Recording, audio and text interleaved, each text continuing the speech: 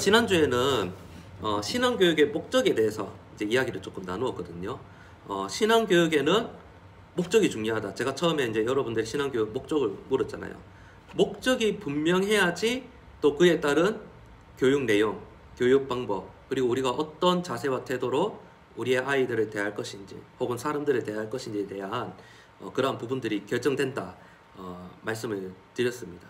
그리고 신앙교육을 함에 있어서 또 우리가 반드시 알아야 될 또 중요한 내용이 무엇이냐 하면 또 기독교 교육에 대해서 알아야 된다 말씀을 드렸습니다. 왜냐하면 신앙교육이 잘 이루어질 수 있도록 도와주는 역할을 하는 교육이 바로 기독교 교육이기 때문입니다.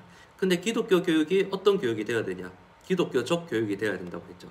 가르치는 사람이 기독교적인 가치관과 세계관과 관점을 가지고 우리 아이들이 세상을 대하고 또 사람들을 대하고 해석할 수 있는 안목을 길러줄 수 있어야 된다. 그게 이제 지난주에 그게 말씀이었고요.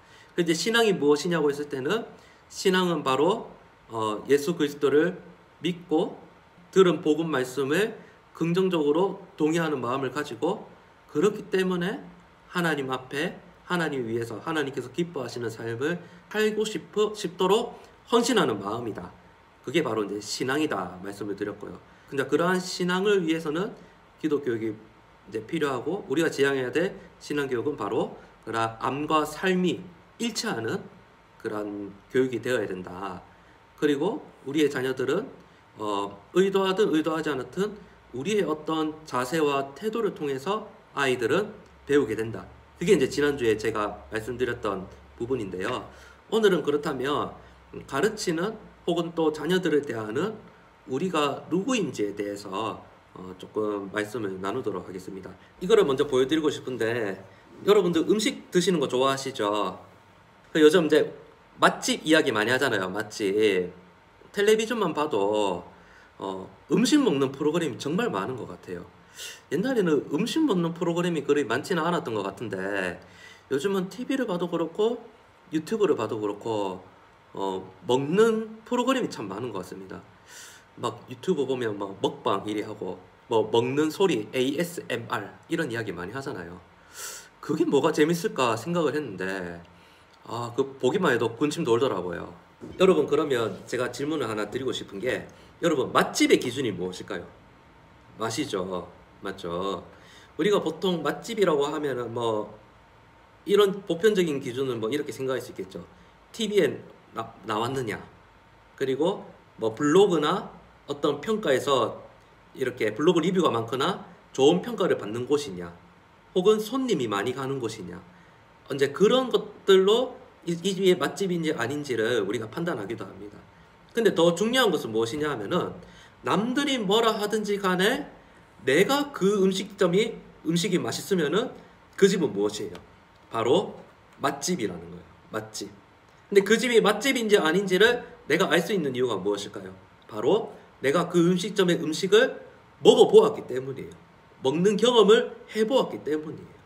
여러분들이 정말 어떤 음식점에 우연찮게 들어갔는데 그 집 음식이 맛있었어요. 그 음식점에 여러분들만 방문을 할까요? 아니죠. 어떤 뭐 친구를 만나거나 어떤 뭐 동료들을 만나면 뭐 이제 밥 먹는 이야기가 나왔어요. 그러면 그 집 한번 가보는 게 어떻겠냐고 알려주죠. 가보자라고 자신 있게 이야기할 수 있는 이유가 무엇일까요? 그 음식을 바로 내가 먹어보았기 때문이에요. 맛집의 중요한 기준은 남이 뭐라 하든지 간에 내가 맛있었으면 맛집인 거예요. 왜냐? 그 음식 내가 맛있었기 때문이니까. 우리가 전도도 그렇고 신앙생활도 마찬가지거든요. 우리가 전도 잘하는 방법, 신앙교육 잘하는 방법이 무엇이냐 하면은 내가 먼저 경험해보고 내가 그러한 경험이 있으면은 전도도 신앙교육도 잘하게 되어 있는 거예요. 뭐 신앙교육 비교는 뭐냐 하면은 결론은 내가 먼저 하나님을 만나고 내가 하나님의 그 사랑과 은혜, 그 신앙생활 하면서 누렸던 그 기쁨을 내가 정말 크게 경험했다면은 그게 자연스럽게 우리 자녀들에게, 가족들에게, 또 다른 동료들에게, 친구들에게 흘러가게 돼 있거든요. 그러니까 이게 내가 음식점을 갔는데 내가 그 음식을 먹어보고 맛있었던 경험이 있기 때문에 내가 다른 사람들에게 소개를 해주고 같이 갈 수 있는 거예요. 근데 내가 안 먹어봤는데 거기 맛집이더라 하면 뭐예요? 확신이 좀 부족하잖아요. 내가 안 먹어봤기 때문에 확신이 부족한 거거든요. 전도도 마찬가지예요. 내가 교회 다녀보니까 좋은 경험을 했기 때문에 내가 전도할 수 있는 거예요. 만약 교회에 대해 부정적이고 내가 신앙생활 하는데 뭐 크게 감흥이 없어요. 그럼 교회 오라고 예수님 믿으라고 할 수 있을까요? 없다는 거예요. 그러니까 내가 이제 하나님의 그 사랑과 은혜와 그 신앙생활의 기쁨을 경험하면은 그게 자연스럽게 내 주변 사람들이 그게 흘러가게 되거든요. 그렇기 때문에 무엇이냐 하면은 우리가 이제 자녀 신앙교육을 논하기에 앞서서 우리가 먼저 하나님을 인격적으로 만나고 인격적인 교제 가운데 삶을 누리고 있는지를 한번 생각해 보면 좋겠다 이거예요. 그래서 지금 살아가는 우리가 정말 하나님과의 그러한 관계 속에서 하나님 주시는 기쁨과 은혜를 누리고 있는지 한번 돌아보았으면 좋겠어요. 그래서 제가 초두에 이제 신앙생활을 하게 된 배경에 대해서 제가 이제 질문을 드렸잖아요. 이 질문하고 지금 제가 방금 말씀드린 부분하고 이제 연결이 되는 거예요. 그런데 우리가 신앙생활의 기쁨과 은혜를 누리기 위해서는 무엇이 필요하냐면은 바로 인격적으로 주님을 만나는 그러한 계기가 필요한 거예요. 우리가 먼저 그리스도인으로 부름받았기 때문에 그 이후에 하나님 주시는 기쁨과 은혜와 사랑이 우리들에게 따라오게 되는 거예요. 그렇기 때문에 우리 자신이 나는 누구인가에 대한 그러한 질문과 해답이 있어야 되는 겁니다. 그것이 바로 정체성이고 그것이 바로 기독 학부모라고 이야기하기 이전에 우리 자신의 이제 정체성을 확립하는 거거든요. 자, 그래서 이제 질문을 한번 해보았으면 좋겠는데 내 스스로에 대해서 나는 누구인가에 대해 한번 질문을 해보았으면 좋겠습니다. 나는 누구인가? 우리가 이제 나는 누구인가는 자신의 정체성에 대한 질문이거든요. 근데 우리가 보통 나는 누구인가라고 했을 때, 자, 여러분 자기소개 해보세요 라고 하잖아요. 그러면 이제 보통 이제 사람들이 어떻게 소개를 하냐면은 어떤 이제 역할에 따른 소개들을 이제 많이 하는 것 같습니다. 네. 그래서 우리가 보통 일반적으로 나는 누구인가 라는 질문에 대해서 이렇게 자신의 이제 정체성들을 구분할 수 있는 것 같아요. 첫째는 역할에 따른 정체성인 거예요. 내가 직장에서는 상사지만은 집에서는 누군가의 자녀의 부모님이 되는 거죠. 그리고 또 내가 우리 부모님 집에 가면은 내가 누구예요? 우리 부모님의 사랑스러운 아들인가 딸이죠. 제가 뭐 지금 보면은 아저씨처럼 보여도 제가 이제 우리 부모님 집 가면은 귀엽고 사랑받는 아들이거든요. 저도. 그러니까 무엇입니까? 나라는 존재 자체는 그대로 있지만은 내가 어디에서 무슨 역할을 맡느냐에 따라서 자신의 정체성을 설명하게 되기도 한다는 말입니다.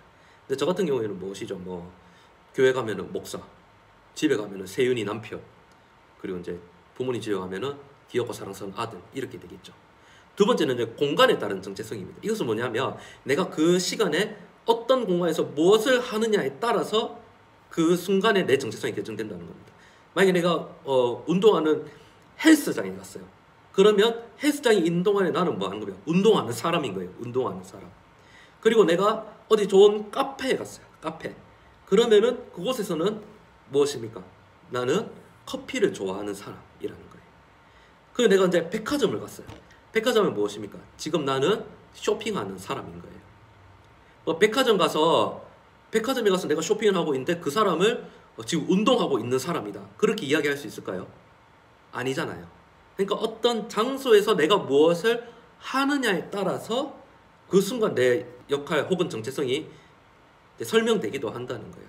우리 주일 그 예배 순서 맡은 사람도 그렇잖아요. 그 순간에 만약에 대표 기도 순서를 맡았어요.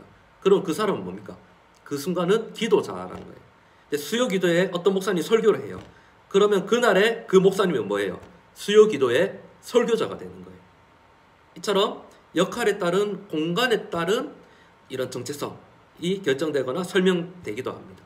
세 번째가 조금 중요한 것 같은데요.